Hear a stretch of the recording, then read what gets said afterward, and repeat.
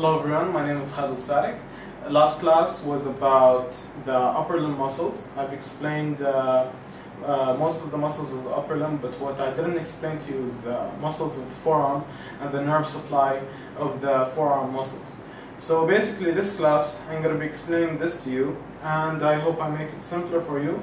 I'm going to be explaining first the flexor muscles, then explaining the extensor muscles. So at the beginning, the first muscle what I'm going to be telling you is flexor carpi radialis. Flexor carpi radialis is supplied by the median nerve, and at the same time it flexes the wrist, and at the same time it abducts it. What does abduction mean again? Abduction. So this movement is abduction. So this is the anatomical position, at least in here. So it flexes the wrist and it abducts it. So this movement. So basically we have you could know the movement of it by the name of the muscle. So flexor, so it flexes. Anyways, so the next muscle will be flexor carpi ulnaris. One is in the radial side, flexor carpi radialis in the radial side, flexor carpi ulnaris in the ulnar side. So flexor carpi ulnaris, it flexes and at the same time it adducts. So if you do this, this is adduction. If you do this, this is abduction. So it flexes the muscle and it adducts it. So basically it is supplied by the ulnar nerve. So flexor carpi radialis, median nerve, flexor carpi ulnaris, ulnar nerve. Now we have the next muscle, which is flexor digitorum profundus and superficialis. So basically we have these digits. They're counted laterally to medially. So basically this is the first digit, second, third, fourth, and fifth digit. So if we say flexor digitorum longus, the tendons go through your hand, your digits, your fingers. So basically it flexes your fingers. So this movement is mostly done by a lot of muscles actually, but mostly flexor digitorum profundus and flexor digitorum superficialis. Profundus, as I said, means deep. So you could check out my basically anatomical terminology and the other video about muscles of the upper limb. It would make it simpler for you if you know it. Now we have the next muscle, which is flexor pollicis longus. Now where's the pollice? The pollice means the thumb. So in anatomy we call this the pollice, and we call this the index. The index we call it the indices, and this pinky, the little finger, we call it digiti minimi. So basically these three fingers, in my opinion, are the most important fingers actually. I'll tell you why later on. So we have the flexor pollicis longus. It flexes the pollice. This movement is flexion of the pollice. Pollice, as I said, is the thumb. So flexion of the pollice, and at the same time it's supplied by the median nerve. Now we have palmaris longus.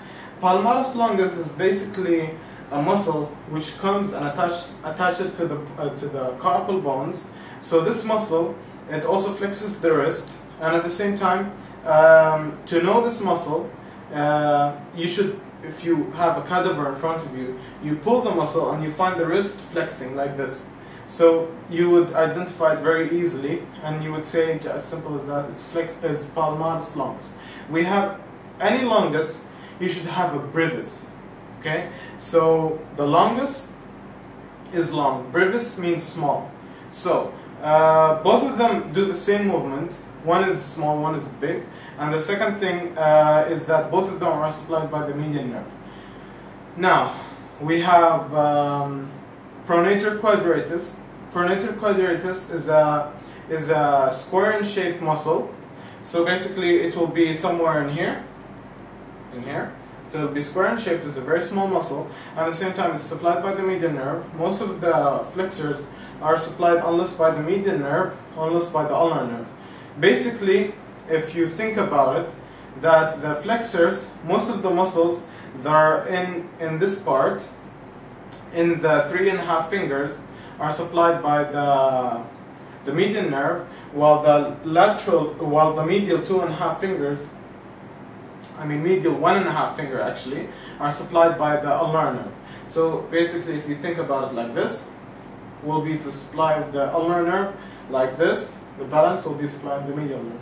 So knowing the muscle, the places of the muscles are also very important. Anyways, so we have the pronator teres. Pronator teres is a very nice muscle. I like it personally because pronator teres, it pronates the hand, and teres means circular and shaped, and it's pierced by the median nerve, so it helps you in a lot of things. You could say that it's a pronator, it pronates your hand, and at the same time it's circular and shaped, and at the same time it's supplied by the median nerve. Basically, median nerve pierces pronator teres. So if you want to know where the median nerve is, you follow you see pronator teres at the first. So basically it will be somewhere in here, okay? And you check what is piercing it. If you find that the median nerve is if a nerve is piercing it, that means that nerve is the median nerve. Okay, so about the flexors, flexors are over right now. What I'm going to be explaining to you are the extensors. So extensors basically are on the posterior side, and flexors are on the anterior side.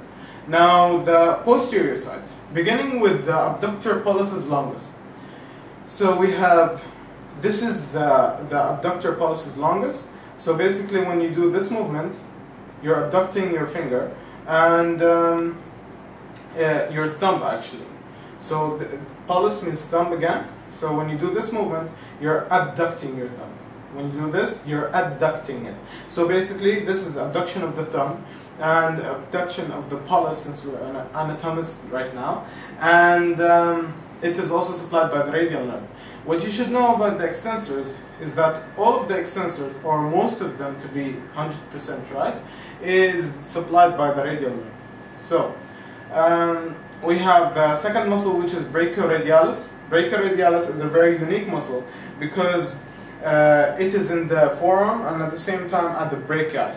So it attaches to the radius and at the same time it attaches to the brachii.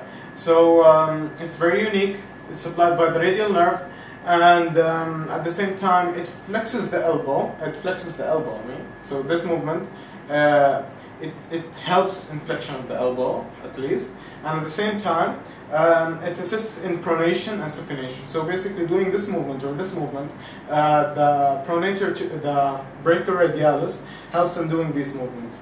So if you just check out this muscle, this is brachioradialis, and you could see that it is contracting while you do this movement.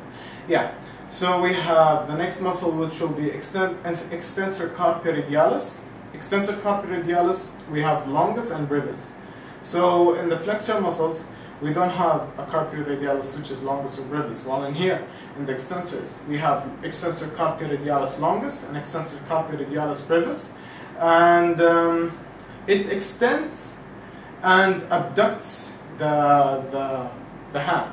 So basically, how do we extend the hand and how do we abduct the hand? So basically doing this movement is extension of the hand, and doing this movement is abduction of the hand.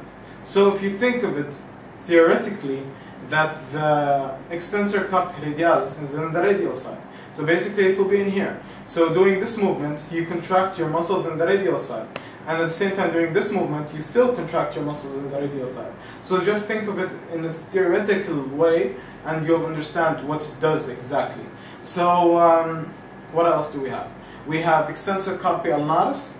So this is, it will be basically in the ulnar side immediately, and it extends.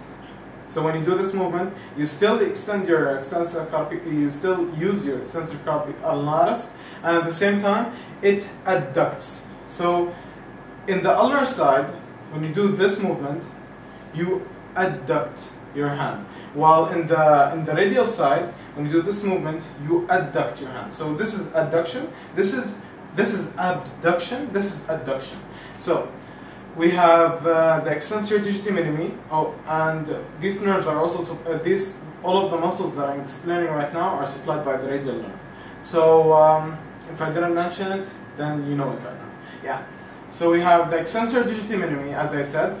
Extensor digiti minimi is one of my favorite fingers because it has also extra tendons, and it extends the digit extends the digiti minimi, and I said that these three fingers are mostly important to in anatomy, because mostly the digiti minimi, the indices, and the pollices, they have extra tendons. So basically, now you know that we have the flexor digitorum and extensor digitorum.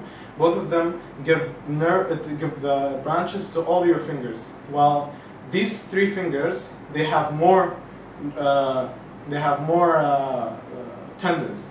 So now extensor digiti minimi, it extends the digit supplied by the radial nerve. We have extensor indices, so this is the index, so it extends the index. And we have extensor pollicis longus. We have extensor pollicis longus, extensor pollicis brevis, and adductor pollicis. These three tendons, they do something called an anatomical snuff box. So this is the anatomical snuff box, if you see it, and when you palpate it, you could palpate the carpal bones, one of the carpal bones actually. So you could palpate the scaphoid actually, because it's the first carpal bone in here. And at the same time, extensor pollicis longus, and brevis, they both abduct and at the same time extend the thumb.